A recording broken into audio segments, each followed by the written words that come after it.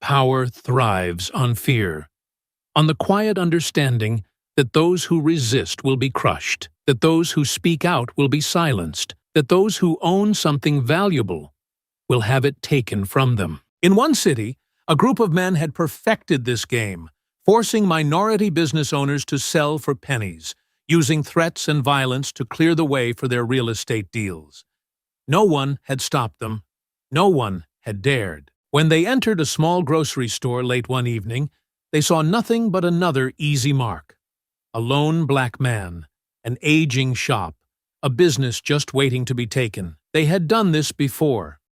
A little intimidation, maybe a little blood, and soon the owner would be signing over the deed. What they didn't see was the truth. They didn't see the years of discipline, the instincts honed through war, the quiet strength of a man who had survived far worse than them. They didn't see the grief that had turned into something sharp, unbreakable, ready. By the time they realized their mistake, it was too late. The men who walked into that store thought they were in control.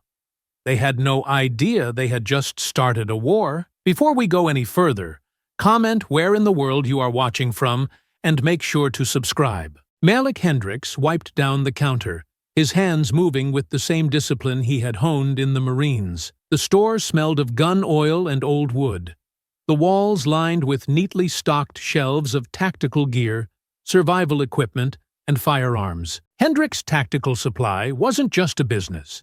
It was a part of his family's legacy, one he refused to let slip away. His eyes flicked to the framed photo near the register.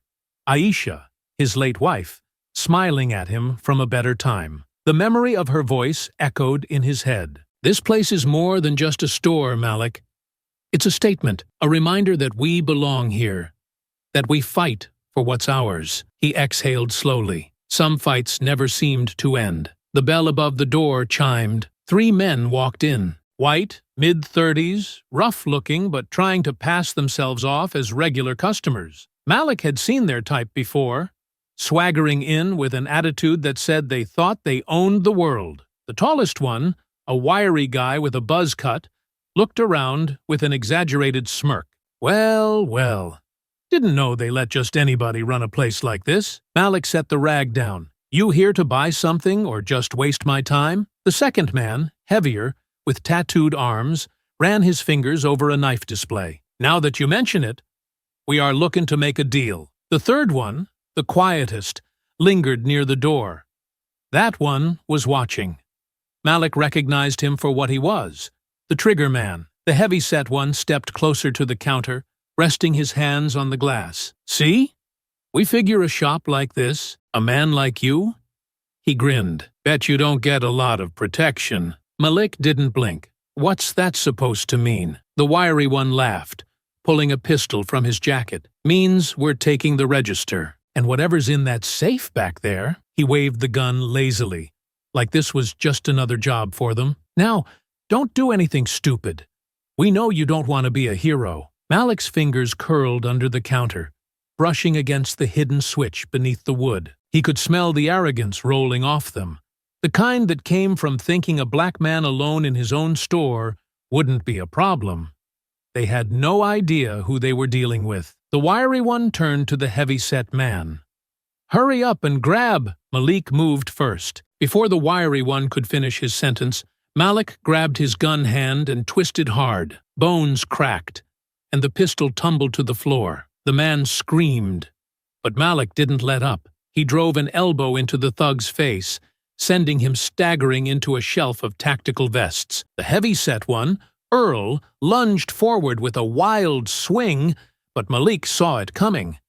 He sidestepped smoothly, catching Earl's wrist and yanking him off balance. A sharp knee to the ribs folded the man over, but he didn't go down. Malik took a step back, breathing steady. He wasn't a young Marine anymore, but he wasn't rusty either.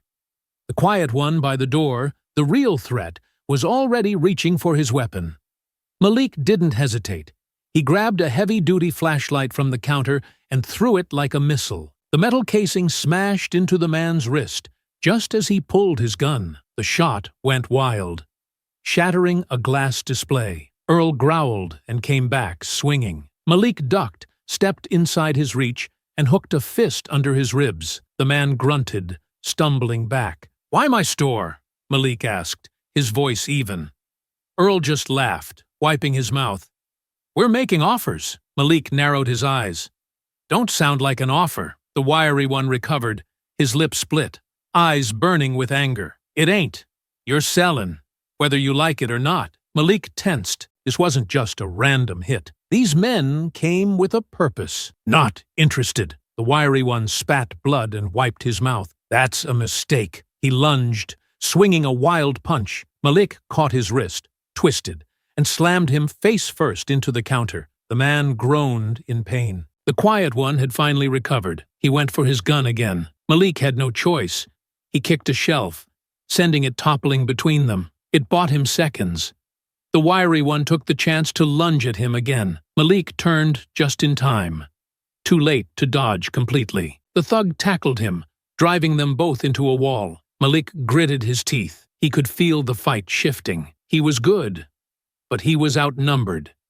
And these men were willing to kill him. A picture frame fell off the wall beside him. Aisha's face stared up at him from the shattered glass. His jaw tightened. Malik gritted his teeth as the wiry one pressed him against the wall, trying to use his weight to keep him pinned. The man had size, but he wasn't trained.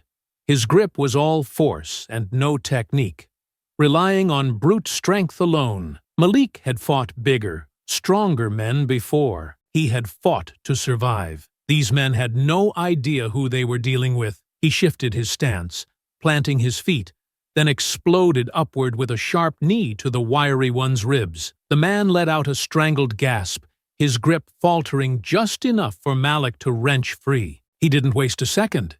He grabbed the man's arm, twisted hard, and slammed him face first into the counter. A sharp cry of pain echoed through the store, but Malik wasn't done. He grabbed the back of the man's head and drove it into the wood again, knocking him senseless before turning just in time to see Earl barreling toward him. The big man was fast for his size, too fast for Malik to avoid completely. The impact hit like a truck, sending them both crashing into a metal shelf. Tactical bags and gear tumbled down around them, Malik absorbing the worst of it as his back slammed against the hard surface. Earl grinned, grabbing a fistful of Malik's shirt, trying to keep him pinned, but Malik reacted immediately, twisting his body and throwing his legs up in a powerful kick. He caught Earl square in the chest, sending him staggering backward, wheezing as the air was forced from his lungs. Malik scrambled back to his feet,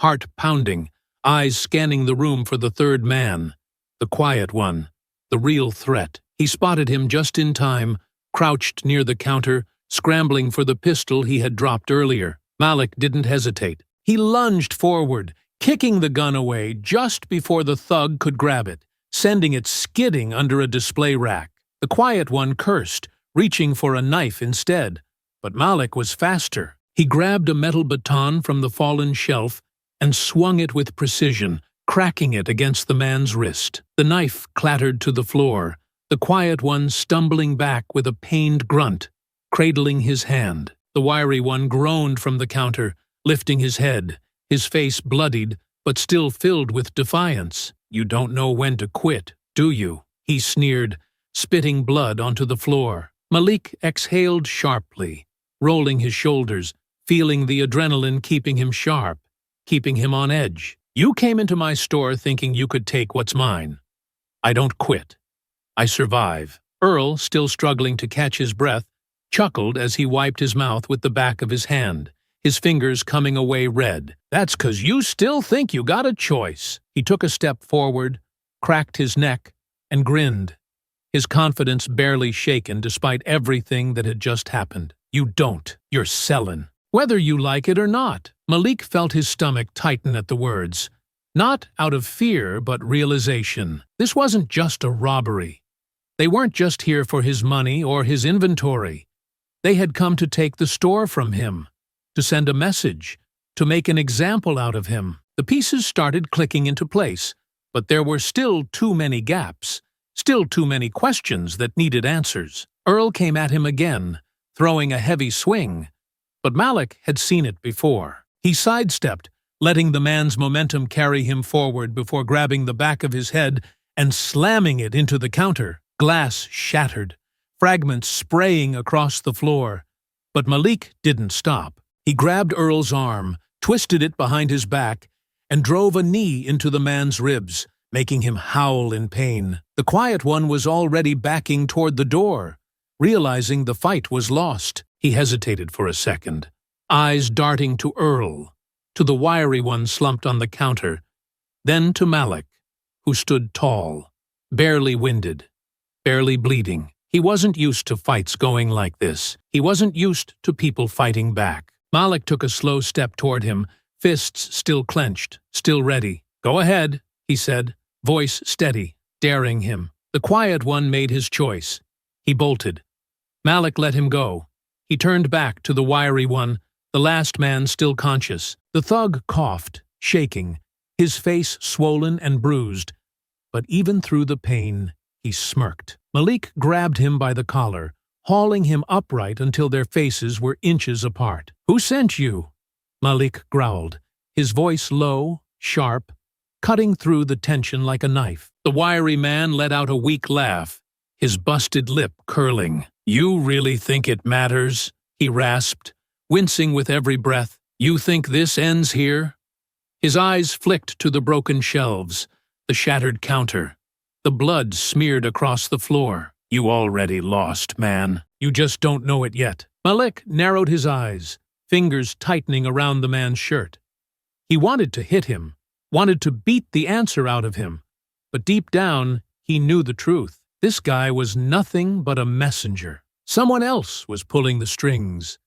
Someone else had sent these men. Someone else wanted him out. His grip loosened, and the wiry one slumped to the floor. Malik stepped back, his breathing still controlled, his body still coiled, still ready for another fight. He looked around at the wreckage of his store, at the broken pieces of what he and Aisha had built together. They had walked in here thinking they could take what was his.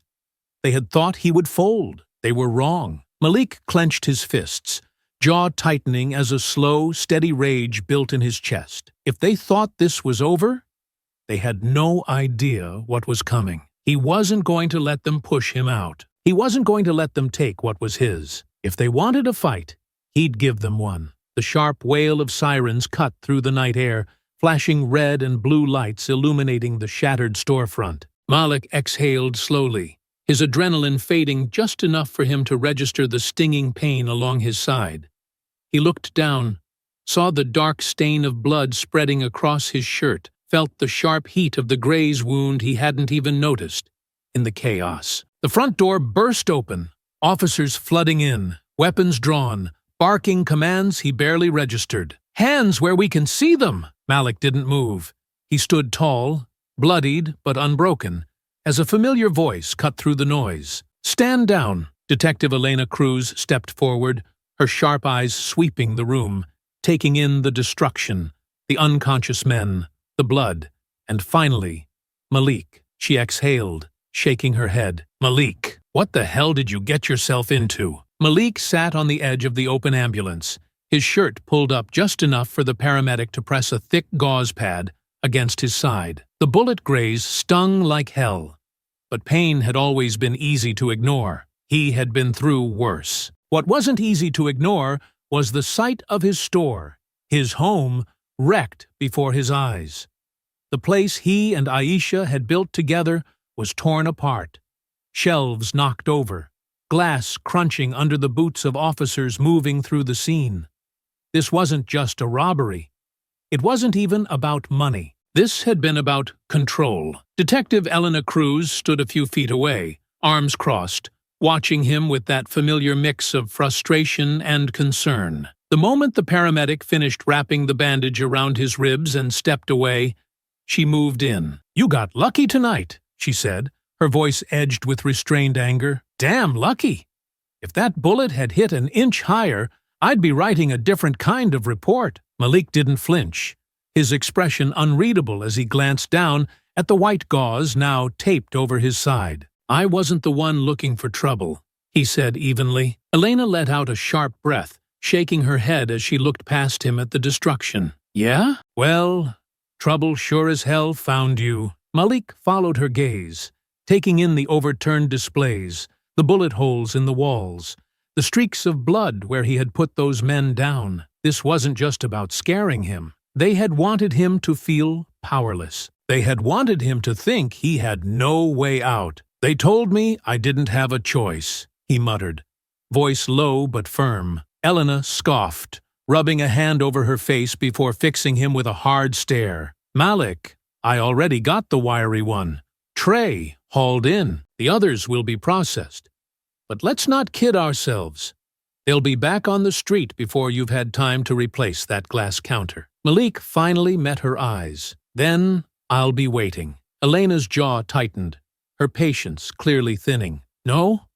You let me handle this. You do not go looking for a fight. Malik pushed himself up from the edge of the ambulance, rolling his shoulder as if testing how much of the pain was manageable. I don't have to look for it. It already knows where I live. Her fingers curled into fists at her sides, the flicker of worry hidden behind her irritation. I know you, Malik. I know how you get when you start chasing things. I've seen how this ends before. Don't make me watch it happen to you. Malik exhaled slowly, taking a second before responding. Then you already know what I'm going to do. Elena ran a hand through her dark hair, clearly exasperated. But she didn't argue. They had known each other too long for that. She just shook her head, letting out a frustrated sigh. Damn it, Malik. He gave her a small, humorless smirk. I know. She didn't stop him as he turned and walked back into what was left of his store. The place was a wreck. But the one thing still intact was his security system. The monitors behind the counter were untouched, the hard drive still running. Malik lowered himself onto the stool, ignoring the way his ribs protested the movement, and pulled up the footage. He scrubbed back to the moment the men had entered, pausing on each of their faces. The wiry one, Trey, the heavy-set one, Earl, and the third man, the quiet one who had run. He studied their movements, the way they had come in confident, sure of themselves, sure that they were in control. They had done this before. This wasn't their first time trying to force someone out. Malik switched to the outside camera, rewinding until something caught his eye. A black SUV, parked across the street, engine running. Someone had been watching. He zoomed in, pausing the frame when the driver's side door opened. A man stepped out, lingering in the shadows, just barely in the camera's view. He was tall, lean, wearing a suit that didn't match the street thug aesthetic of the men inside. This wasn't some random robbery. Someone with money had sent them. Malik leaned back, rubbing a hand over his jaw. If these guys had been sent to force him out, it meant they had done the same thing to others. He opened a separate window, pulling up local news reports, searching for anything that felt too familiar.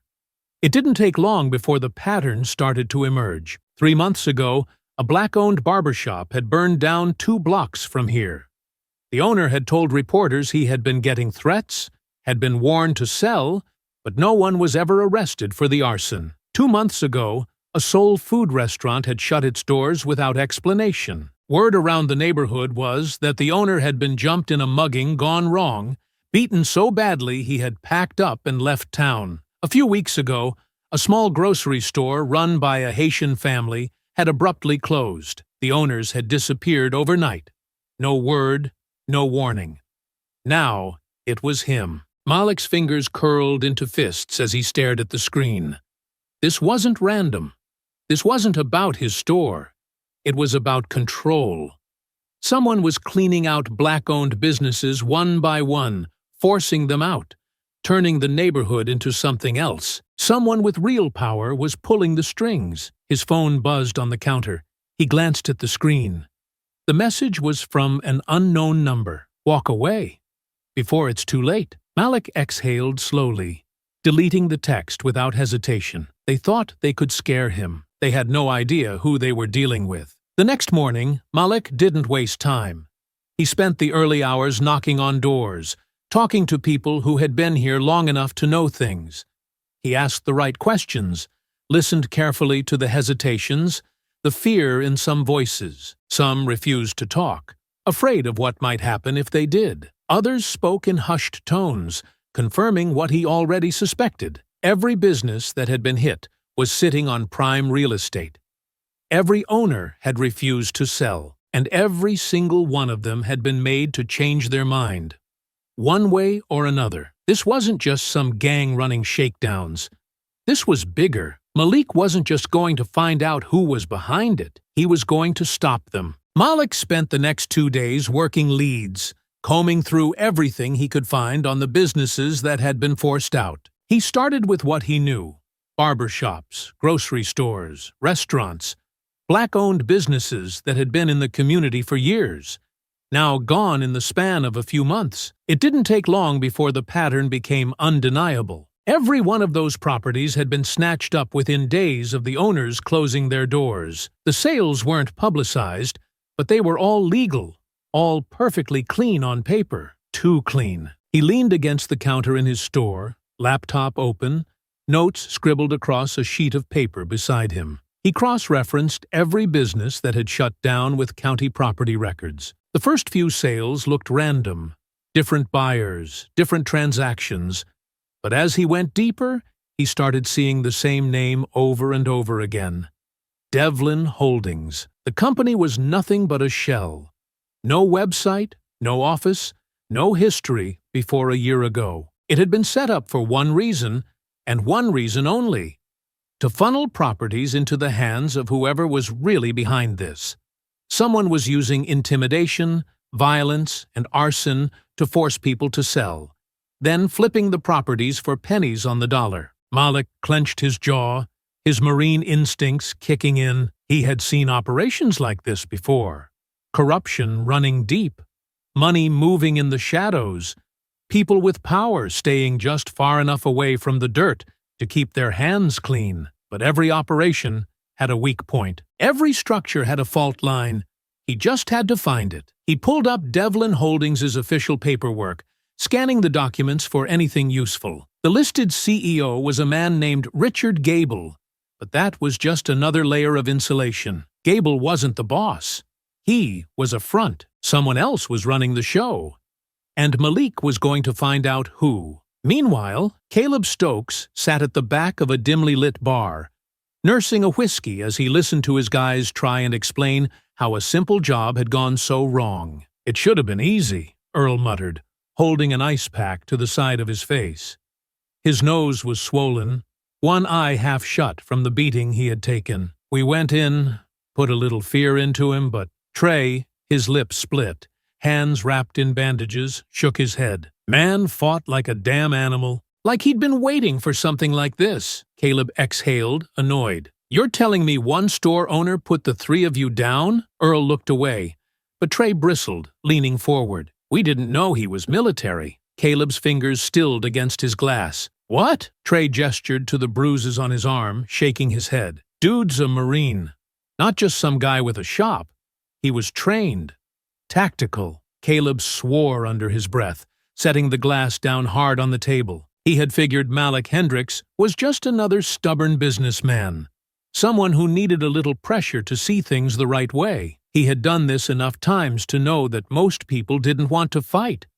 They just needed a good enough reason to walk away. But this was a problem. People had to be afraid for things to work the way he needed them to. That was the rule. The moment one person decided they weren't afraid anymore, it spread like a disease. If Malik made it seem like he could fight back and win, others would start thinking they could do the same. That couldn't happen. He pulled a roll of bills from his pocket, tossing it on the table beside him. "Find 2 hitters," he said, his voice low, cold. "Good ones. I want this done quietly." Trey hesitated. "You sure? This guy ain't gonna go down easy." Caleb fixed him with a look that could cut glass. "I don't pay you to ask me twice." Trey nodded, snatching up the money and slipping out of the bar with Earl right behind him. Caleb leaned back in his seat, watching the amber liquid in his glass swirl. Malik Hendricks had made the mistake of thinking he could fight back. Now he was going to learn the cost. Malik sat in his car outside a small tax firm, watching the front entrance. It wasn't the kind of place that stood out, but the name on the door told him everything he needed to know. Gable and Associates. The same Richard Gable listed as the CEO of Devlin Holdings. He was close now, closer than he should be, and the weight of it settled on his chest. His phone vibrated. He glanced at the screen. Unknown number. He answered, but didn't speak. A voice on the other end finally broke the silence. "You should have listened." Malik's grip tightened on the wheel. The line went dead. He exhaled slowly, scanning the street around him. Everything looked normal, but normal didn't mean safe. He had been in enough war zones to know when he was being watched. He started the car, pulling into traffic, checking his mirrors every few seconds. A black sedan 2 cars back stayed on his tail, turning when he turned, stopping when he stopped. Malik let them follow for 3 more blocks before making a quick right, cutting through a gas station lot, then pulling into a narrow side street. The black sedan hesitated for a fraction of a second, just long enough for Malik to be sure they were following him. They wanted a fight? They were about to get one.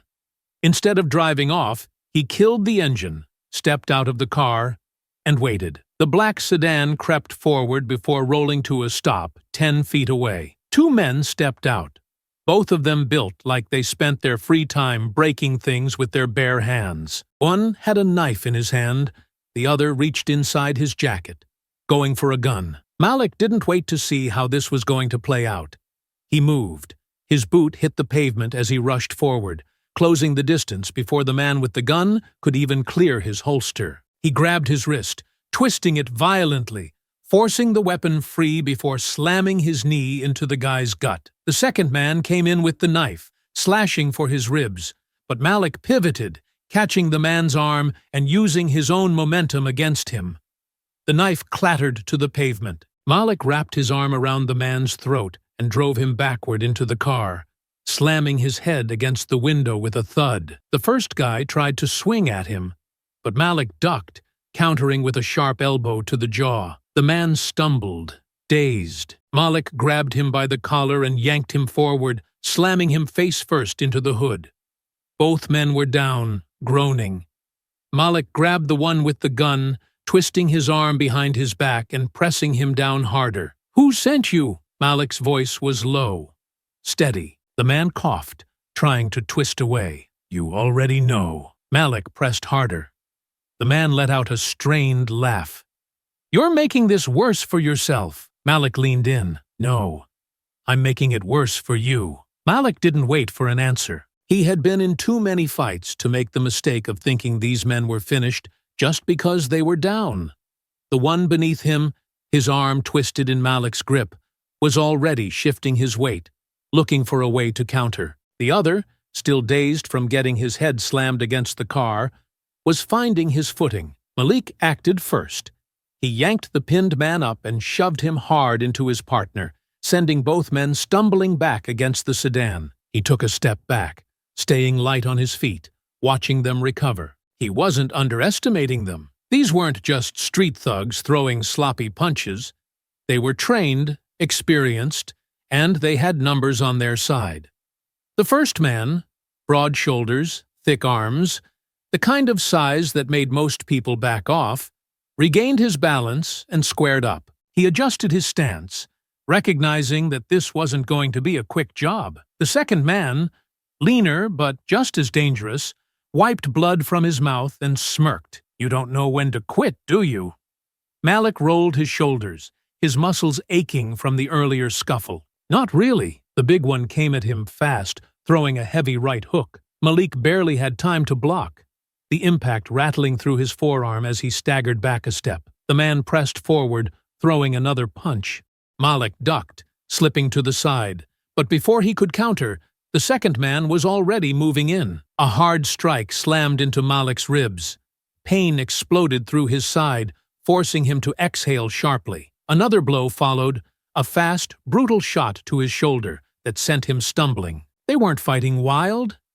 They were coordinated, keeping him on the defensive, hitting him with precision. Malik steadied himself, shaking off the pain, then exploded forward. He grabbed the smaller man's wrist as he threw another punch, twisting it sharply and forcing him off balance. With his free hand, Malik drove a knee into his gut, knocking the wind out of him.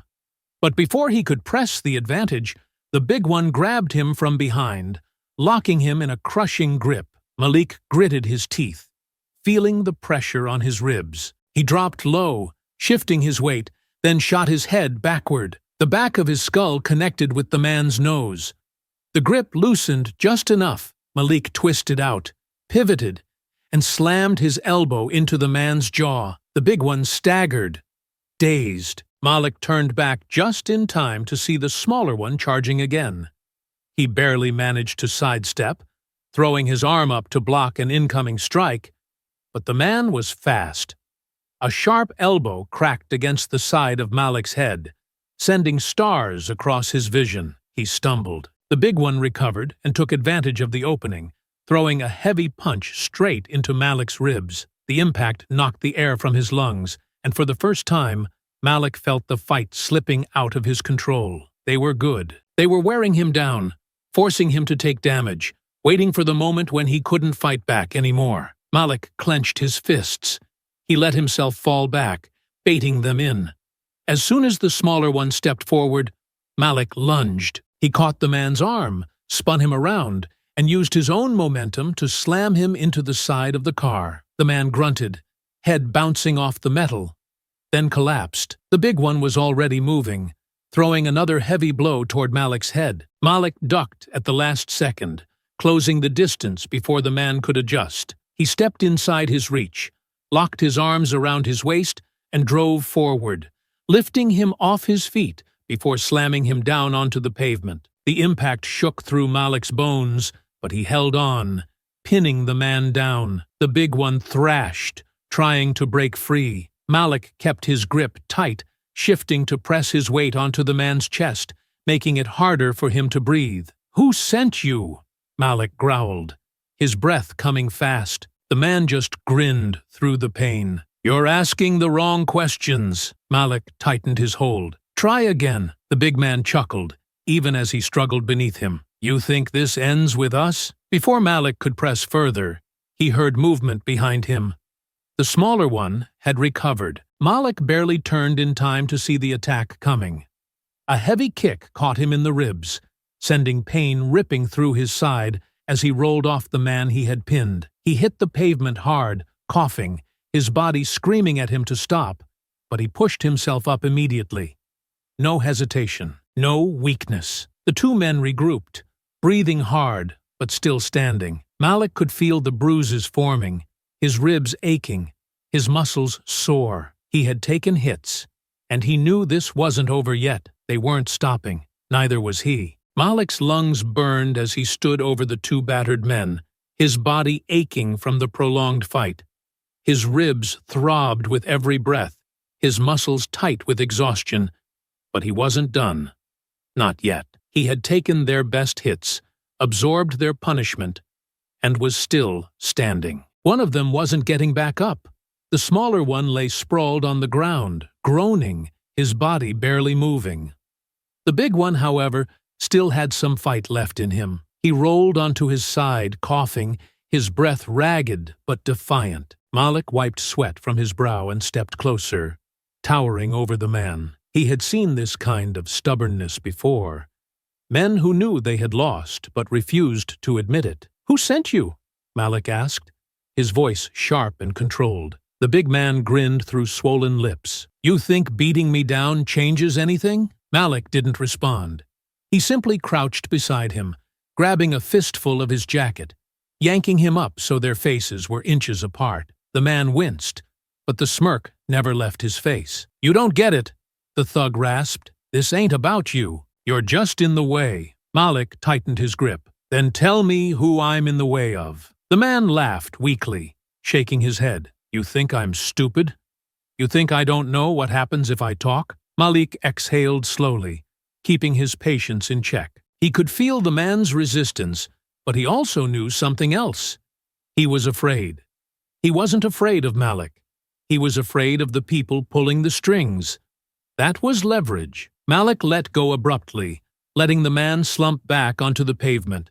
He wasn't going to scare him into talking, but there was another way. "You've seen what I can do," Malik said, his voice calm, steady. "You walked in here thinking I'd go down easy. That was your mistake." The big man blinked at him, still catching his breath. Malik continued, "But you and I both know I'm not the one you should be afraid of. The people you work for? They sent you here to get rid of me, but they didn't tell you who I was, did they?" The big man said nothing. Malik leaned in slightly. "That means you're disposable. If I let you go, you think they're just gonna welcome you back after you failed?" A flicker of doubt crossed the man's bruised face. Malik pressed on. "You tell me what I need to know, and maybe you walk away from this, or you don't, and they decide you're not worth keeping around anymore. Either way, someone's coming for you." The man's breathing grew unsteady. Then, finally, he broke. He let out a long sigh, closing his eyes for a second before opening them again, resignation in his face. "You really want to know?" Malik didn't answer. He just waited. The man swallowed hard, glancing toward his unconscious partner as if debating whether to say it. Then, with a slow breath, he muttered a name. Caleb Stokes. The name meant nothing to Malik. The thug saw the confusion in his eyes and let out a strained chuckle. "You don't know who you're messing with." Malik's jaw tightened. "Then start explaining." The man shifted slightly, grimacing from his injuries. "Caleb runs everything on this side of the city. You think this is just about your little shop? He's got bigger plans. Whole blocks, entire streets. Your place was just one more on the list." Malik's mind worked fast, connecting the dots. The forced sales, the businesses going under, the shell company buying up property. Devlin Holdings. It wasn't just a name on paper. It was Caleb Stokes. He exhaled sharply. He had finally found the man at the top. The thug shook his head, his smirk returning, even through the pain. "You should have just taken the offer, man. Now, you're a problem." Malik stared at him, his expression unreadable. Then, without another word, he stood up and walked away. As he moved toward his car, his mind raced. He had the name, he had the connection. Now, he needed proof. Caleb Stokes wasn't just running some street-level operation. He had influence, power, and the resources to make people disappear. That meant Malik had one shot to take him down, and he wasn't going to waste it. Malik sat alone in his store, the lights dim, the only glow coming from his laptop screen as he sifted through page after page of property records, transaction logs, and business filings. His ribs ached every time he shifted in his seat, a dull reminder of the fight he had survived. The bruises on his knuckles had started to darken, but he barely noticed.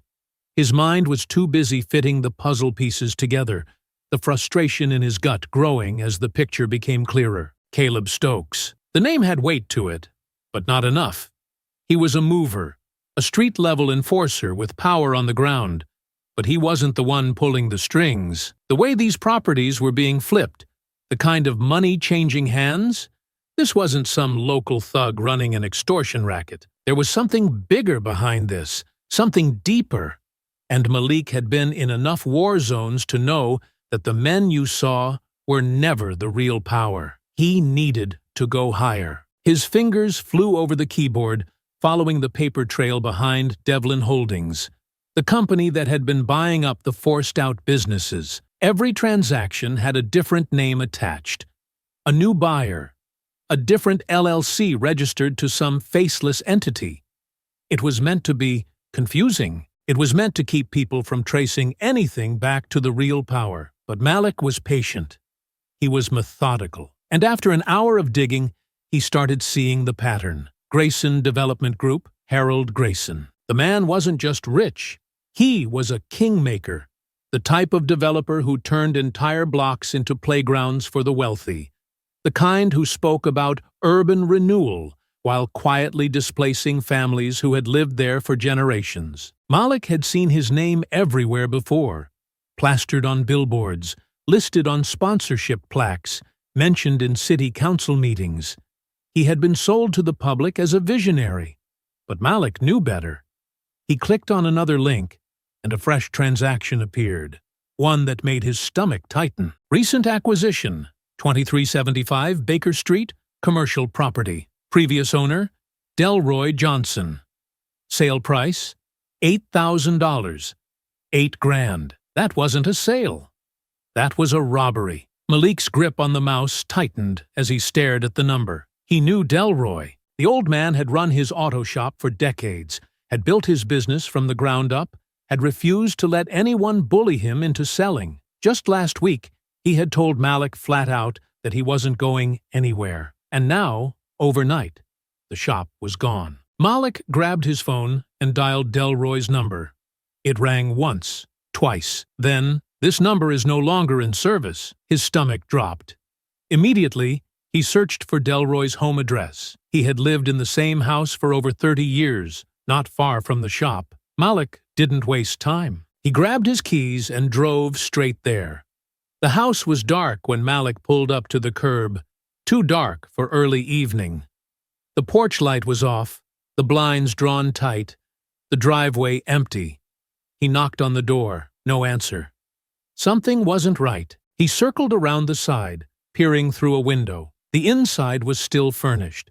Couches, a coffee table, framed pictures on the walls. But there was no sign of life. A layer of dust had already begun to settle. Delroy was gone.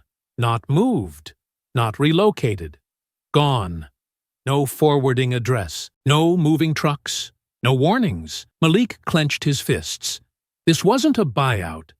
This was an eviction. Forced and final. He took a step back from the window, scanning the quiet street. The neighborhood felt hollow, like it had already been marked for demolition, the soul of it scraped away by people who only saw dollar signs where homes used to be. Whoever was behind this wasn't just buying property. They were clearing the board. Malik turned back to his truck, his mind racing. He had been following the money, but now he was following the bodies. If Delroy had been forced out, that meant whoever was running this operation wasn't waiting around anymore. They were getting rid of anyone who could resist. He needed to find out who was next. Back in his truck, he checked his phone again. He had been tracking Devlin Holdings, but now his focus shifted. Grayson Development Group. Every forced sale, every shady transaction, every piece of land that had been taken over. It all pointed back to Harold Grayson. Malik ran a quick search. Grayson was hosting a charity gala the next night, a room full of the people responsible for gutting his neighborhood, a room full of men who were making the decisions that ruined lives, sipping champagne and shaking hands over expensive dinners, a perfect chance to see who was really pulling the strings. Malik didn't hesitate. He needed to get inside. The Grayson Development Annual Charity Gala was being held at the Peachtree Grand, an upscale hotel in the heart of downtown, the kind of place where deals were made in whispers and fortunes changed with a handshake. Malik wasn't on the guest list, but he wasn't the kind of man who let that stop him. Dressed in a tailored black suit, one of the few things he had kept from his time working private security, he walked through the hotel's main entrance with the kind of confidence that made people assume he belonged. He had picked up a discarded event pass from an empty table in the lounge earlier that evening. He wasn't sure if it would work, but if anyone questioned him, he would deal with it then. Inside, the ballroom was a sea of suits and evening gowns, the air thick with the scent of champagne and expensive perfume. A jazz quartet played softly in the background, and waiters moved between guests, carrying silver trays of hors d'oeuvres. At the center of it all stood Harold Grayson. The man exuded power, not the loud, brash kind that men like Caleb Stokes thrived on, but the quiet, polished arrogance of someone who had never been told no. His graying hair was perfectly combed, his suit worth more than most people's yearly salaries. He moved with ease, shaking hands with men who made real decisions, flashing the kind of practiced smile that never quite reached his eyes. Malik kept his distance, watching. Grayson wasn't just another rich man looking to make money. He was the man controlling Caleb Stokes. Malik didn't leave the gala immediately. He moved through the crowd, listening, watching, taking in every interaction between Grayson and the men around him. This wasn't just a social event. It was a gathering of the people who shaped the city, who pulled the strings from behind polished office doors and conference tables. He made mental notes of who laughed a little too easily at Grayson's jokes, who leaned in when he spoke, and who stood just far enough away to watch without being seen. These were the real players.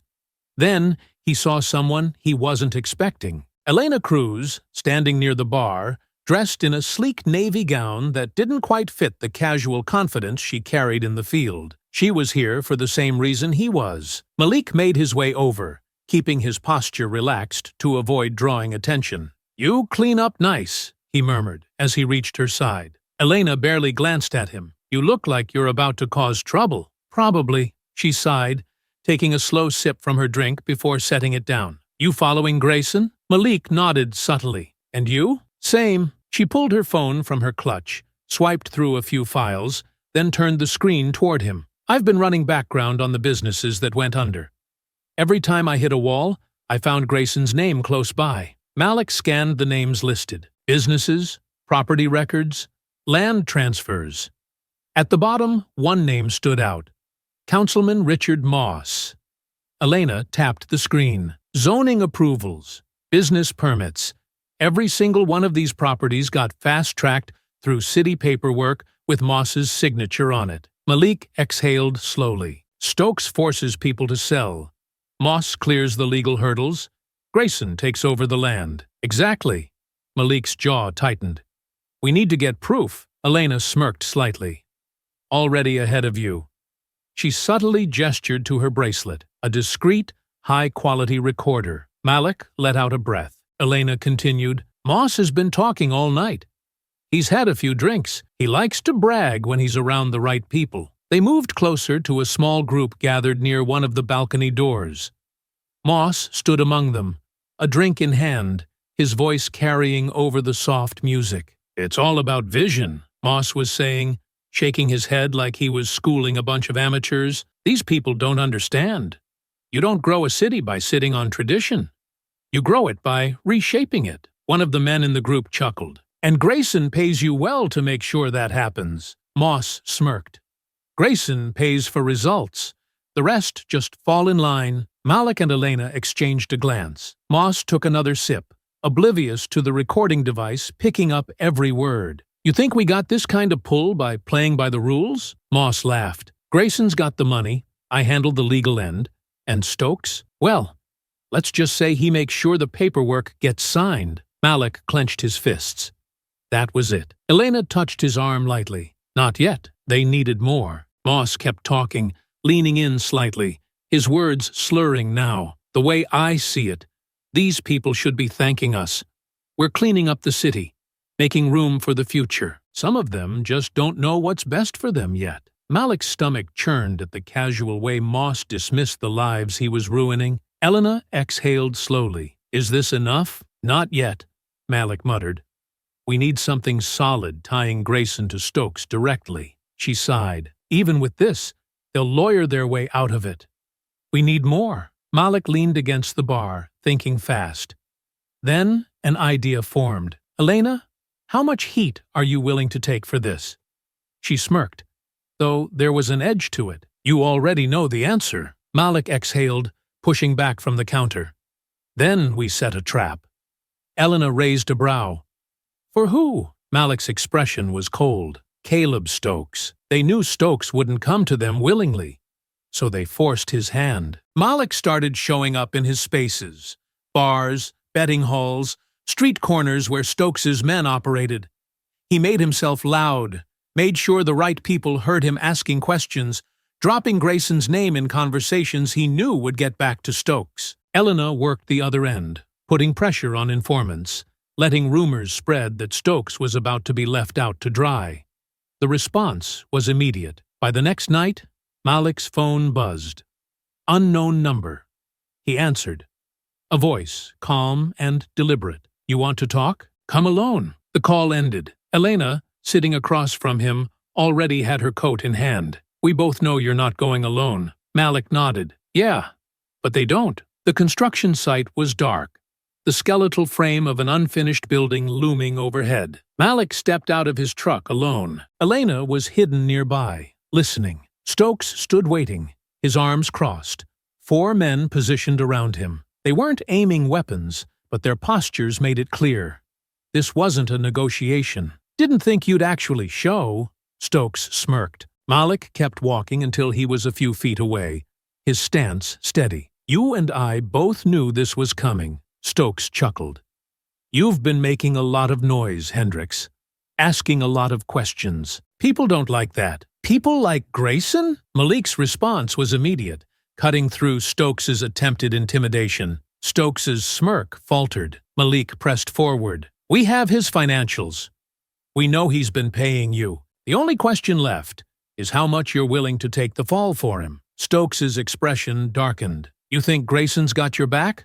Malik continued. The second this blows up, he's cutting you loose. Stokes clenched his jaw, but he wasn't denying it. You're the one that's disposable, Malik said. Not him, you, Stokes exhaled sharply. And then, he doesn't pay me, Stokes muttered. He pays my crew, pays for the fire damage, for the incidents, for the properties that don't sell right away. Malik didn't react. Stokes kept going, voice bitter now. He makes sure the city never gets in our way. Sends money to Moss to keep zoning approvals running clean. When someone won't sell, they get fined until they don't have a choice. Malik exhaled. Thanks for your time, Stokes. Before Stokes could react, Elena's voice crackled in his earpiece. Got it. We're done. The weight of what Stokes had just admitted settled like a stone in Malik's gut. He had the confession. The proof tying Stokes, Grayson, and Moss together in a tangled web of corruption and violence. But something wasn't sitting right. Stokes had given up too easily, had handed them Grayson's name without the usual hesitation of a man trying to protect himself. He had talked fast, maybe too fast, and Malik recognized the signs. This wasn't a man being backed into a corner. This was a man trying to trade one noose for another. Malik narrowed his eyes, his posture stiffening as he took a slow step forward. The air between them charged with something dangerous. He could hear Elena shift beside him, feel the weight of her stare as she silently watched, waiting to see how far he would take this. He had given Stokes just enough room to lie, and the enforcer had taken the bait without realizing it. You gave that up too quick, Malik muttered, his voice low, controlled, but edged with something sharp enough to cut through steel. He could see the flicker of something in Stokes's face, the brief flash of nerves before the man tried to smother it beneath a forced look of indifference. Malik had spent his life reading people who thought they were untouchable, and he recognized the moment a man realized he had made a mistake. Stokes exhaled heavily, rubbing a hand over his bruised jaw before shaking his head, his breath coming slightly uneven. Man, you don't even know what you've walked into, he muttered, voice thick with something that almost sounded like regret. But Malik wasn't interested in regrets. He was interested in the truth. Without warning, he grabbed Stokes by the front of his jacket, twisting the fabric in his fists as he yanked him forward, forcing their faces inches apart. The sudden movement knocked the wind from Stokes's lungs, his hands instinctively rising to grab at Malik's wrists, but Malik didn't let go. His grip only tightened, his fingers digging into the material, his body vibrating with restrained violence. I'm done playing games, Malik said, his voice eerily quiet, the kind of quiet that made men rethink their choices. You're going to tell me what you're hiding, or I walk away and let you deal with Grayson yourself. That got to him. Stokes went still, his throat bobbing slightly as he swallowed, his mind racing behind wide, calculating eyes. He wasn't afraid of Malik. Not in the way weaker men were afraid of someone stronger. He was afraid of something else. Afraid of what Grayson would do if he talked. But self-preservation was louder than fear. I can give you something bigger, Stokes muttered, his voice dropping lower, almost cautious. Something you really want. Malik's grip tightened. Like what? Stokes licked his split lip, hesitating just long enough to let Malik know that whatever he was about to say was something he had been holding back for a long time. Then, finally, he exhaled sharply and dropped the bombshell. "Grayson ordered the hit on your wife." The world stopped. The words hit harder than any punch Malik had ever taken, harder than the worst pain he had endured, harder than the years of loss and unanswered questions. He felt them like a physical force, like a gunshot tearing through his chest, like a blade sliding between his ribs and twisting. Elena inhaled sharply beside him, her posture snapping to full attention. But Malik didn't move. His fingers stayed clenched in Stokes's jacket, his breathing even, his body unnervingly still. The silence stretched too long. Stokes shifted slightly, trying to gauge the reaction, but Malik gave him nothing. No anger, no disbelief, just cold, dangerous silence. "You're lying," Malik finally said, but his voice lacked the conviction of a man who didn't believe it. It sounded more like a man daring Stokes to lie. Stokes shook his head, his expression tightening. "I wish I was." Malik's grip stayed firm, but his breathing had slowed, his mind sharpening in a way that only happened when he was hunting. "Why?" Stokes exhaled through his nose, his voice quieter now, almost reluctant. She was asking too many questions. She was digging into things Grayson didn't want her digging into. The land deals, the bribery, the money moving behind closed doors. She started connecting dots no one was supposed to connect. Malik's jaw tightened, a slow, deep rage curling in his chest, something dark and primal that had been buried for years now clawing its way to the surface. So he had her killed. She wasn't supposed to die, Stokes admitted, and Malik could tell by the way he said it that this part was true. Grayson just wanted to scare her off, make her back down. Some threats, some vandalism, maybe shake her up a little. But something went wrong. Malik's voice was dangerously even. What went wrong? Stokes hesitated. And that was a mistake. Malik yanked him forward, hard, slamming him back against the crate. The impact made Stokes grunt, his head knocking against the wood, his breath coming out in a short, sharp gasp. What went wrong? Stokes's hands lifted slightly, a placating gesture, his voice tight now. She figured out she was being followed. She panicked. She ran. He exhaled sharply. And the guy following her? He wasn't supposed to touch her.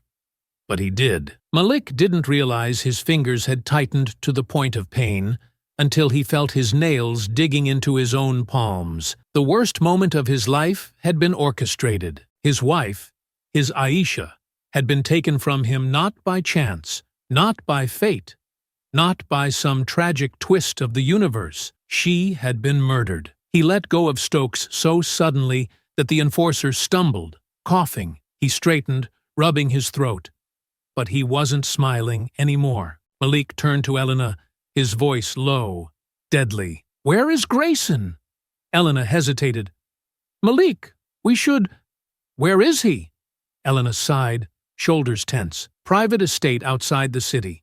No security, just a skeleton crew. He's got money stashed away, probably planning to disappear before this all blows up." Malik nodded once, processing. Then, without another word, he turned and walked. Elena cursed under her breath and followed after him, catching his arm before he could get too far. "Malik, stop and think. We can use this. We can build a case. Take this to Wren.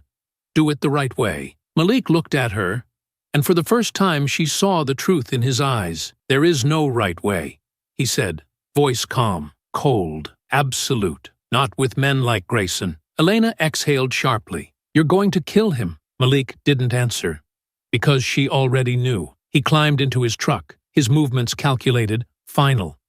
And when he drove away, he didn't look back. Malik parked his truck 2 miles from the estate, deep in the cover of the woods where the towering pines swallowed the moonlight. The night air was crisp, the damp scent of earth filling his lungs as he stepped out, his boots silent against the forest floor. The estate was built for privacy, hidden behind sprawling acres of dense woodland, but Malik had studied the satellite images before coming. He knew the blind spots, the weak points, the places where security would be thin. Grayson had gone quiet. No press, no public appearances, no movement from his usual haunts. He was already preparing for damage control, stashing away assets, waiting for the storm to pass. But the storm wasn't passing. It was coming for him. Malik moved through the dense woods surrounding Grayson's estate, his body blending into the darkness as he crept closer. The estate loomed ahead, a monstrous display of wealth and power, the kind of place built by men who believed they were untouchable. The property was secluded. No neighbors for miles, just an expanse of land that served as a barrier between Grayson and the consequences of his actions. Malik had no intention of letting that barrier stop him. He had studied the layout, memorized every entry point, calculated every possible scenario. The front entrance was guarded. 2 men stationed near the wrought iron gates, their weapons holstered but visible. Not professionals, just hired muscle meant to intimidate. They weren't expecting a fight. Malik didn't give them the chance to start one. He moved fast, low to the ground, his approach silent. The first man barely had time to react before Malik's arm snapped around his throat, cutting off his air supply. The second man turned, reaching for his weapon, but Malik struck first, his elbow crashing into the man's ribs with enough force to send him reeling. Before the guard could recover, Malik grabbed the back of his head and drove it into the metal gate, the sickening crack of bone against iron echoing into the night. The man slumped to the ground, unconscious. Malik eased the first guard's limp body down, checking the perimeter before slipping inside. Grayson had spared no expense in fortifying his home. Floodlights swept across the courtyard, their glow revealing a pristine stone pathway leading up to the massive front doors. But Malik wasn't walking through the front like a guest. He moved along the shadows, circling the side of the house where the security was thinner. A balcony on the second floor overlooked the garden, its glass doors partially open to let in the night air. An oversight. Malik scaled the stone wall, his grip firm, his muscles straining as he climbed. He reached the edge of the balcony, hoisted himself up, and slipped inside. The house was quiet, too quiet. He stepped onto the marble floors, his breath steady, his mind focused. The air smelled of expensive cigars and aged whiskey, the scent of a man who believed himself above consequences. Malik moved deeper inside. A faint murmur of voices drifted from the study down the hall. Grayson was here. Malik approached, his movements calculated, his pulse steady. He reached the doorway, pausing just long enough to listen. "Handled it," Grayson was saying, his voice smooth, unbothered. "Moss is finished, and Stokes knows better than to cross me." Another voice, wary. "And Hendricks?" Grayson scoffed. "A grieving widow's temper tantrum. He thinks this is about revenge. That's the problem with men like him. They always assume it's personal." Malik stepped inside. Grayson froze mid-sentence, his glass of whiskey hovering in his hand. His companion, a man in a tailored suit, immediately went for his gun, but Malik was already moving. The gun barely cleared the holster before Malik's fist crashed into his jaw, sending him sprawling across the desk. The weapon skidded across the polished wood, out of reach. Malik didn't break stride. Grayson exhaled through his nose, setting his whiskey down carefully, as if he weren't watching his associate groaning in pain on the floor. "I was wondering when you'd show up," Grayson said, his voice calm, unshaken. Malik didn't waste words. He closed the distance in a blink, grabbing Grayson by the collar and slamming him into the bookshelf. The shelves rattled, books tumbling to the floor as the older man gasped, his hands grabbing at Malik's wrists in a futile attempt to break free. "You had her killed," Malik said, his voice low, dangerous. Grayson coughed, but still had the audacity to smirk. She had a choice. She could have walked away, let things be. But no, she kept digging, kept pushing, and when someone refuses to listen, his lips curled slightly. They become an obstacle. Malik moved. His grip tightened around Grayson's throat, lifting him off the ground before slamming him back against the shelf, harder this time. The sound of glass shattering, wood splintering, filled the room as Grayson choked, his smirk finally breaking, his arrogance crumbling beneath real fear. Grayson gasped. "You took everything from me," Malik snarled, "and yet, here you are.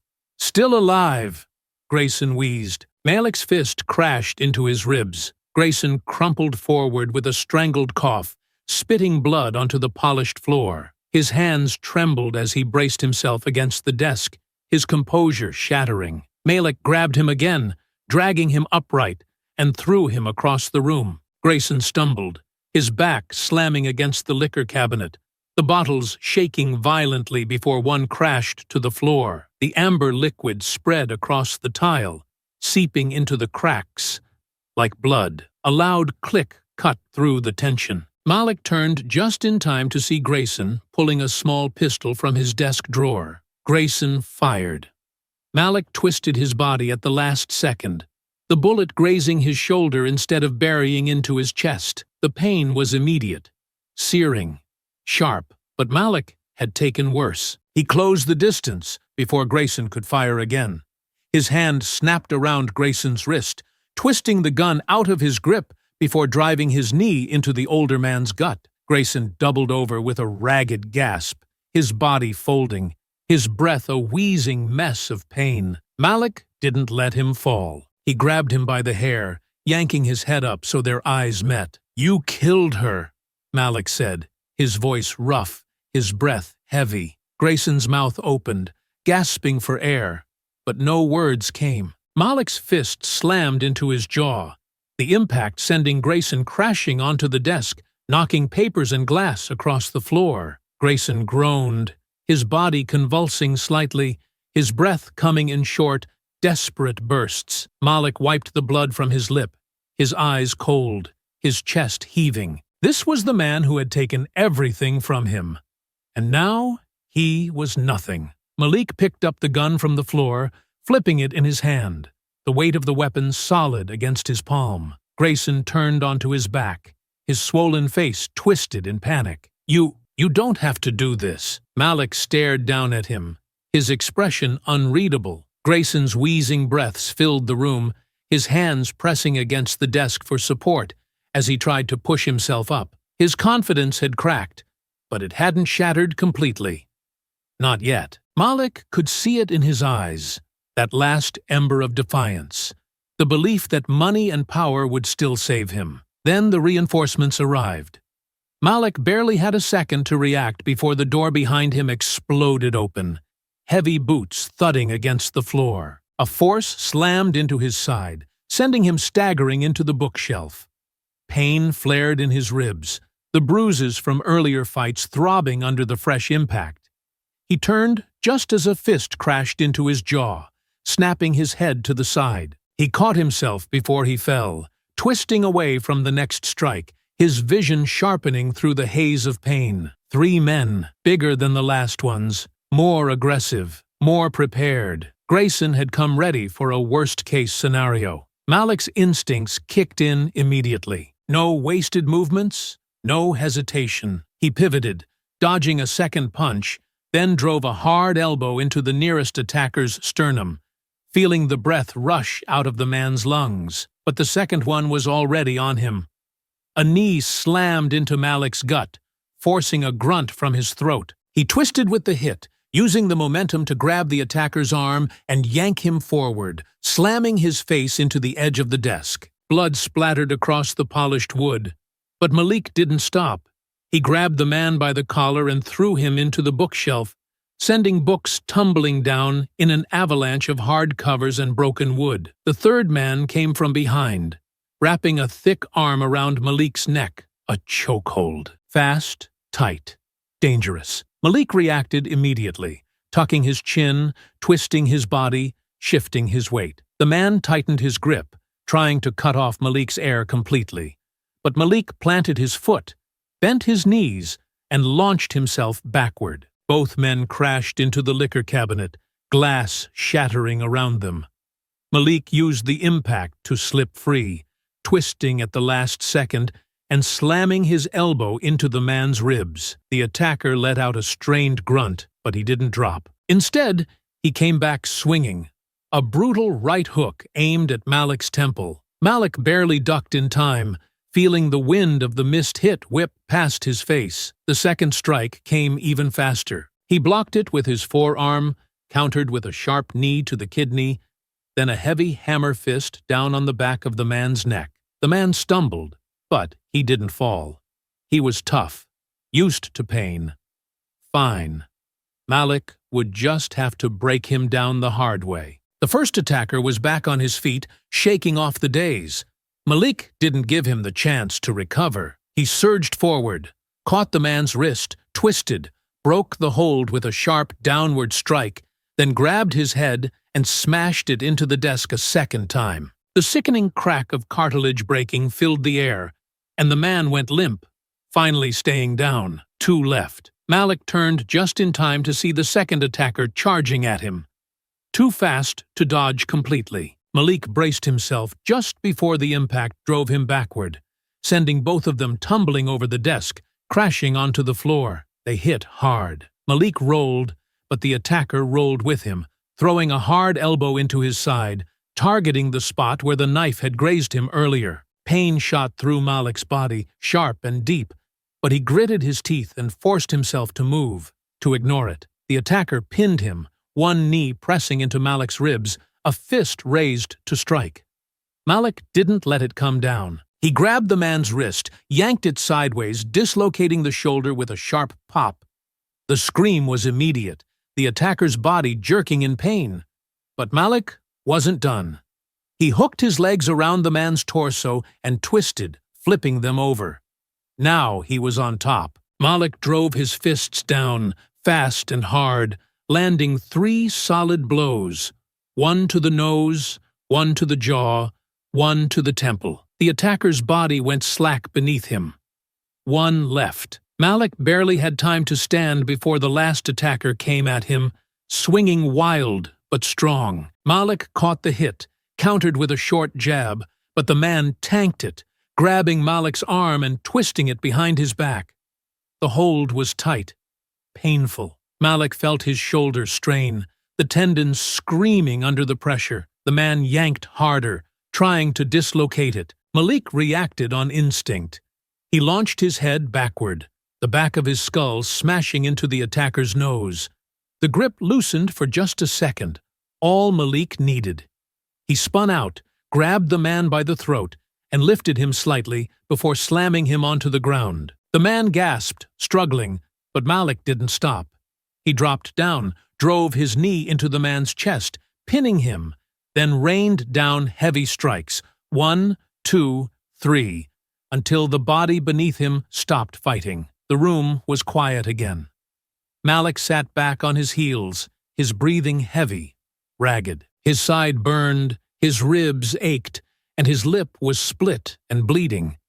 But he was still moving, still standing, and Grayson was still here. Malik turned his head slowly, his dark eyes locking onto the man who had destroyed his life. Grayson stood frozen, his body pressed against the farthest wall, his face pale. He had seen the entire thing. Malik forced himself to his feet, every muscle in his body protesting, but he didn't care. He wasn't done yet. He stalked forward, slow, deliberate, each step making Grayson press further against the wall like a trapped animal. "Please," Grayson wheezed, his voice cracking. Malik kept walking. Grayson swallowed, his fingers shaking as he reached for something on the table behind him. A letter opener. Small, pathetic, useless. Malik swatted it out of his hand like an afterthought. Then he grabbed Grayson by the collar and slammed him against the wall. Grayson gasped. Malik leaned in close, his voice a whisper of cold steel. "You don't get to beg." Grayson's breath came in ragged, wheezing gasps as Malik pressed him against the wall, the weight of his grip pinning him like a vice. His once pristine suit was torn, stained with sweat and blood, his carefully combed hair disheveled. The fear in his eyes was real now, raw and unfiltered. Malik's own breath was labored, his body screaming from the punishment it had endured. His ribs throbbed, his shoulder burned from the strain of the last fight, and blood dripped from the gash on his lip. But he ignored the pain, his focus unshaken. Grayson had nowhere left to run. Yet, he wasn't done fighting. In a last desperate attempt, Grayson drove his knee upward, aiming for Malik's injured ribs. The strike connected, and pain exploded through Malik's side like fire. His grip loosened just slightly, just enough for Grayson to rip himself free. Grayson stumbled back, gasping, but he didn't try to run. He knew he wouldn't get far. Instead, his hands darted for the shattered remains of his desk. Grabbing a jagged shard of broken glass, he lunged. Malik twisted, barely dodging the first wild swing, the jagged edge missing his throat by inches. Grayson was panicked, sloppy, but desperate men were unpredictable. He slashed again, this time catching Malik's forearm, the glass cutting deep. Pain flared, but Malik gritted his teeth and stepped in. Grayson swung again, but Malik caught his wrist mid-air, twisting with bone-crushing force. The older man let out a strangled yelp as his fingers spasmed, the shard slipping from his grip. Before he could react, Malik drove his elbow into Grayson's sternum, sending him crashing back against the bookshelf. Grayson coughed violently, clutching his chest. His legs buckled, and he dropped to his knees, his body finally giving out. Malik stood over him, breathing hard, blood running down his arm. He could end it right now. A single strike, a snapped neck, and it would all be over. But Grayson deserved worse. Malik stepped back, wiping the blood from his mouth, his expression unreadable. "You don't get to die quick," he muttered. Grayson's head snapped up, his face contorted in rage and exhaustion. "Then what the hell do you want?" he gasped. Malik exhaled slowly. "I want you to talk." Grayson's lips curled into something that was supposed to be a smirk, but there was no confidence left in him. "You think I'll just hand you everything?" he rasped. Malik crouched down, his eyes locking onto Grayson's. "You don't have a choice." Grayson let out a shaky breath, his fingers curling weakly into fists. "You talk," Malik said, his voice cold, calculated. "You confess, on record. You give me names, bank records, every piece of evidence tying you to Moss, Stokes, and everyone else who's been buying this city." His gaze darkened. "Or you pray that I let you keep breathing." Grayson's breath hitched. Then he let out a low, bitter laugh. "You don't scare me," he muttered, but the tremor in his voice betrayed him. Malik pulled out his phone, flipping open the voice recorder. He pressed record. "You want to test that?" Malik murmured. Grayson hesitated, his mind racing. He still thought he could negotiate, still thought there was a way out. But there wasn't. Not this time. His fingers trembled as he ran them through his blood-matted hair, his body shaking from pain and exhaustion. Malik could see the shift happening. The moment the realization sank in, he had lost. Grayson swallowed hard, then exhaled. "I ran the operation," he muttered. Malik didn't move. "Louder!" Grayson's jaw tensed, but his voice came stronger this time. "I ran the operation. The real estate scams, the intimidation, the payoffs." He coughed, his ribs aching. "I paid city officials to look the other way. I had men like Stokes and his crew handle the dirty work, burning businesses, threatening families. If someone didn't sell, we made sure they couldn't afford to stay." Malik's fingers tightened around the phone. Grayson licked his lips, his breathing still shaky. He wasn't done. Aisha Hendricks was looking into it. He continued, his voice flat, hollow. She was getting too close. She had started making the connections, following the money. If she published what she had, it would have all fallen apart. Malik's chest burned. He had known the truth, but hearing it like this, from Grayson's own mouth, it ignited something dangerous inside him. She wasn't supposed to die, Grayson admitted, his voice quieter now. "I ordered Stokes to scare her, to send a message. But he hired an idiot, someone who panicked, someone who took it too far." Malik felt his entire body tense. Grayson let out another breath. By the time I realized what happened, it was too late. So I cleaned it up, paid off the cops, made sure the accident report never led back to me. Malik's vision blurred with rage. This man had destroyed everything. He had ordered Aisha's death like it was a minor inconvenience, a simple adjustment to his empire. And now, he was finally admitting it. Grayson let out a bitter chuckle, though it came out more like a wheeze. So, there you go. You have your confession. He let his head slump back against the bookshelf, completely spent. What now? Malik stood, his breath steadying, his fingers gripping the phone so tightly it nearly cracked. He looked down at the broken man in front of him, the man who had taken his world, his peace, his wife. He could end it, right here. Grayson knew it too. Malik saw it in his eyes, the expectation. But Malik had already made his choice. He pocketed the phone. Then he turned away. Grayson's brow furrowed in confusion, but Malik didn't look at him. He grabbed the nearest chair, positioned it in front of Grayson, and sat down. "You're going to give me the rest," Malik said. Grayson blinked. "What?" Malik leaned forward, his hands clasped, his eyes filled with something cold. "You're going to tell me where the money is, where the documents are? Every paper trail, every off-the-books transaction.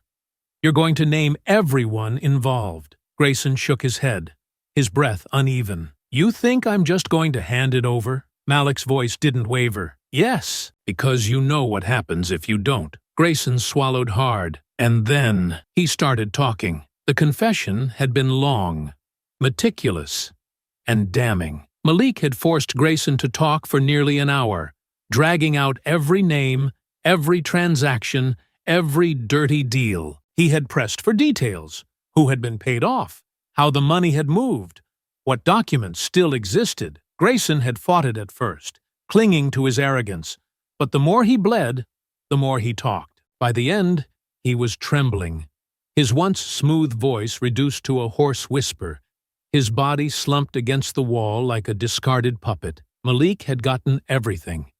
He hadn't planned on leaving Grayson in one piece, but in the end, this was the better punishment. Grayson would live just long enough to watch his entire world collapse. Malik stepped back, rolling his aching shoulder, his knuckles raw from the fight. Blood, his and theirs, covered the floor in thick smears. The house, once pristine and controlled, was now a wreck. Grayson sat where he had fallen, his head tilted slightly, his lip busted and bleeding, his expression caught between hatred and exhaustion. Malik pulled out his phone again. One call. Elena picked up on the first ring. "You got it?" she asked, her voice tense. Malik exhaled slowly. "Yeah." A beat of silence. Then, "Sit tight. We're coming." The call ended. Malik pocketed the phone, looking down at Grayson. "Showtime." Grayson let out a bitter laugh, though it barely had any sound left in it. "You think this matters? You think they'll keep me in a cage?" His eyes were red-rimmed, wild. "I own this city." Malik didn't flinch. Not anymore. The sound of sirens broke the silence. Malik heard them before Grayson did. The distant wail of police cruisers, the distinct chop of a news helicopter cutting through the sky. Grayson's smirk faltered, just slightly. Malik watched him realize. Elena hadn't just brought the cops. She had brought the world. Grayson's head snapped toward the window, just as the flashing red and blue lights filled the front courtyard. Malik heard the tires screech, the slamming of car doors, the sharp commands of armed officers moving in formation. Then, a loud, commanding voice through a megaphone. "This is the police! Put your hands in the air and come out slowly." Grayson let out a strangled breath, his fingers twitching against his lap. For the first time, he looked truly lost. "You set me up," he muttered, almost in disbelief. Malik's jaw tightened. "You set yourself up." A heavy knock pounded against the front door. "Elena Cruz, FBI, open up." Malik took a slow step back, his body finally acknowledging the full weight of the fight. His ribs throbbed, his arm burned from the gash, and his muscles ached from the repeated blows, but he was still standing. Grayson wasn't. A loud crash filled the house as officers breached the front entrance. A team of SWAT officers flooded in, weapons drawn, their eyes scanning the carnage. They moved efficiently, one securing the hall, another sweeping the study, two more locking onto Grayson. "Get on the ground. Hands where we can see them." Grayson hesitated for just a second, his fingers clenching into fists, his body coiled with pure, useless rage. Then, he did the only thing he could. He raised his hands. Two officers rushed him, forcing him onto his stomach, his face pressing against the blood-streaked floor. Malik watched as they cuffed him, twisting his arms behind his back, yanking him to his feet. Grayson snarled, but there was no power left in it. Elena appeared moments later, stepping through the chaos, her sharp gaze sweeping over the room. Her eyes locked onto Malik immediately, scanning his injuries, taking in the destruction left in his wake. "Jesus, Malik!" He wiped a line of blood from his mouth. "You should see the other guys." Elena let out a slow breath, then turned toward Grayson. Her face hardened. "Harold Grayson, you're under arrest for conspiracy, fraud, racketeering, extortion, bribery, and accessory to murder," she recited smoothly. Her voice carried through the house, through the open door, where cameras had begun flashing. Grayson turned his head slightly, finally noticing the press outside. The realization hit him like a bullet. He wasn't just going to prison. He was being exposed. The city would see. His people would see. His empire was crumbling right in front of him. "This won't hold," he growled. But the desperation was there now. Elena just smiled. "I think it will." The officers started moving him toward the door, dragging him forward, past the wreckage of his own kingdom. His breaths were sharp, his body stiff, his wrists raw from the cuffs. Malik followed them out, stepping onto the grand stone steps of the estate. A flood of flashing lights greeted them.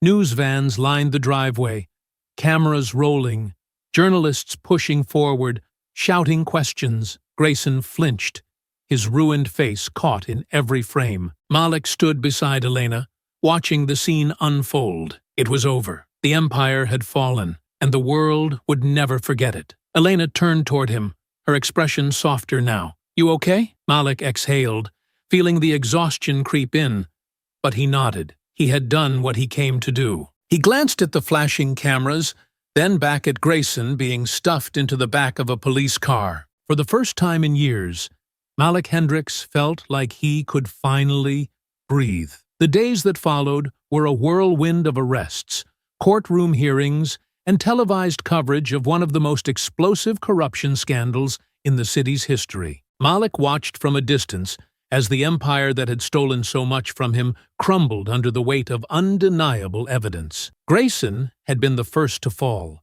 his desperate attempts to backtrack, deny, or downplay his role rendered useless by his own recorded confession. No amount of legal maneuvering could undo the damning words that had left his mouth when he believed he had nothing left to lose. The state moved quickly, filing charges of fraud, racketeering, bribery, conspiracy, and accessory to murder. The media swarmed every courthouse step, every high-rise law firm Grayson had once owned, every property he had built with stolen land and blood money. He was finished. Malik didn't feel satisfaction watching him paraded in handcuffs, head lowered, his once impenetrable arrogance shattered under the weight of reality. He didn't feel rage or grief or even relief. He only felt done. The fight had taken everything out of him, left scars both visible and buried deep.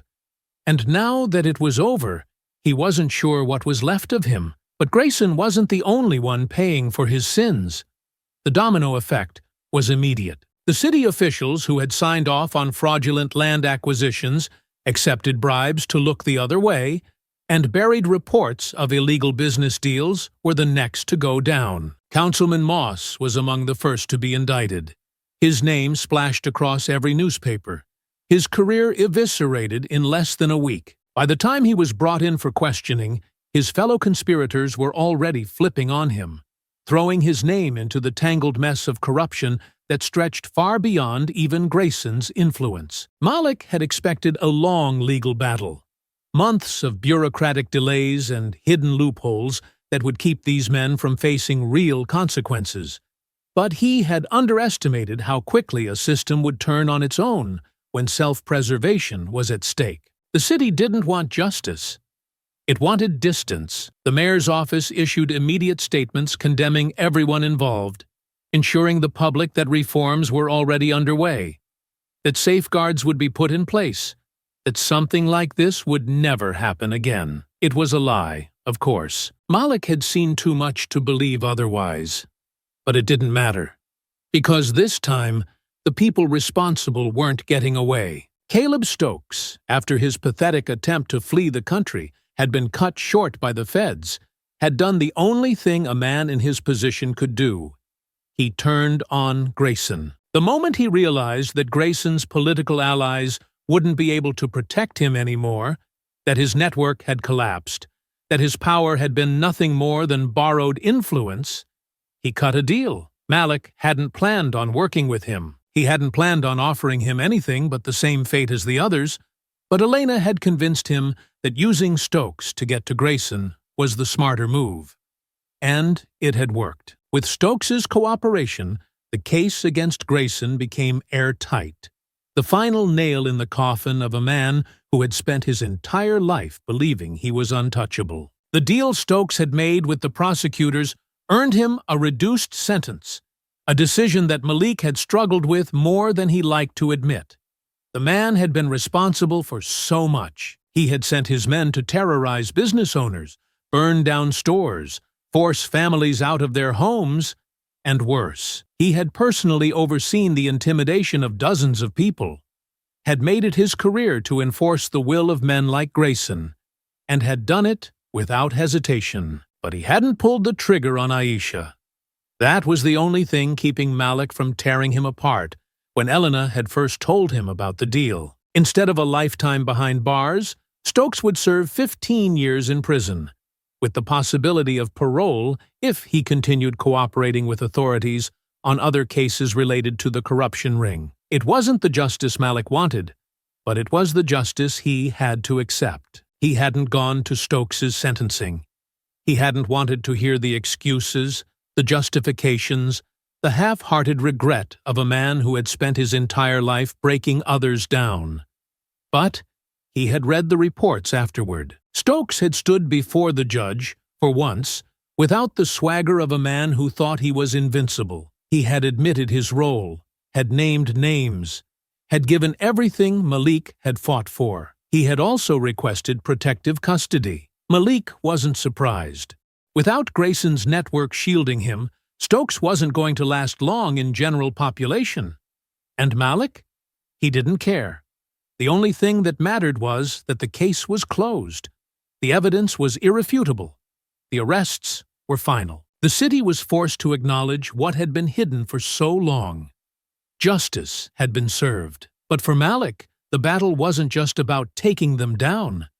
It was about what came next. Elena had found him at his shop later that week, the place still standing despite the damage, still his despite everything Grayson had tried to take. She had watched him for a long moment, taking in the man who had spent years chasing ghosts and vengeance, now standing in the aftermath of a war he had finally won. "You did it," she had said. Malik had barely reacted. "Yeah, you don't seem happy about it," he had exhaled, his fingers running absently over the counter, the weight of exhaustion still pressing on his bones. "It doesn't change what happened." Elena had studied him carefully. "No, but it stops it from happening again." He hadn't answered right away. She had reached into her pocket and slid an envelope across the counter. Malik had stared at it for a moment before picking it up, his fingers rough against the smooth paper. "A thank you from the city," Elena had explained. Malik had opened it, unfolding a formal letter stamped with the mayor's seal. Recognition, compensation,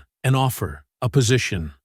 One that would allow him to continue the fight, to be part of rebuilding what had been torn down. It was a way to move forward, to turn everything he had done into something more. He had let out a quiet chuckle, shaking his head. "They think I want to be a politician now?" Elena had grinned. Not exactly. But you can't just keep fixing shelves forever, Malik. He had looked down at the letter, reading the words carefully, feeling the weight of it. For the first time in longer than he could remember, Malik wasn't standing at the edge of a battlefield. There was no next fight waiting for him, no enemy lurking in the shadows, no war demanding his attention. He had spent years chasing ghosts, unraveling conspiracies, and dismantling the rot that had stolen everything from him. Now, the war was over, and for the first time, he was left with something unfamiliar. A choice that wasn't about survival or revenge, but about what came after. Not a battle to prepare for,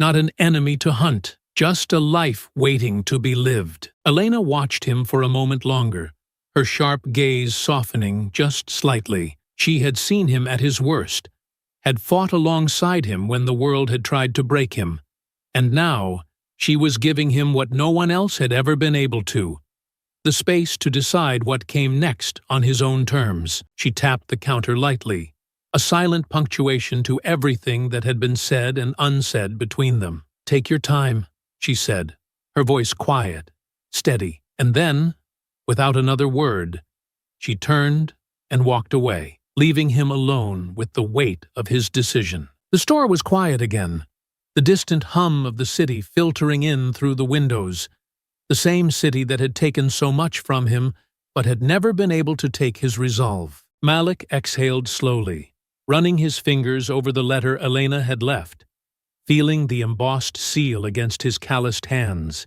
He let his gaze drift upward, toward the small framed photo that sat behind the counter. Aisha's face stared back at him, frozen in time, her eyes still filled with the quiet determination that had made him fall in love with her.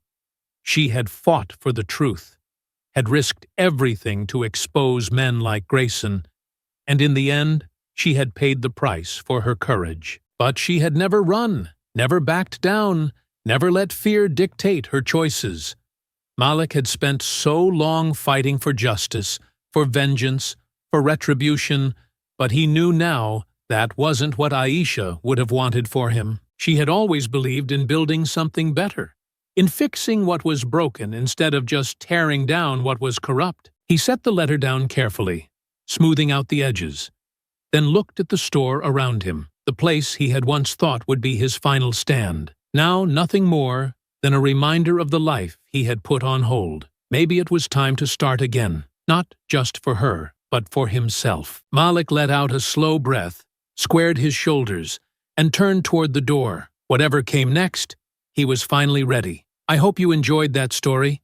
Please share it with your friends and subscribe so that you do not miss out on the next one. In the meantime, I have handpicked 2 stories for you that I think you will enjoy.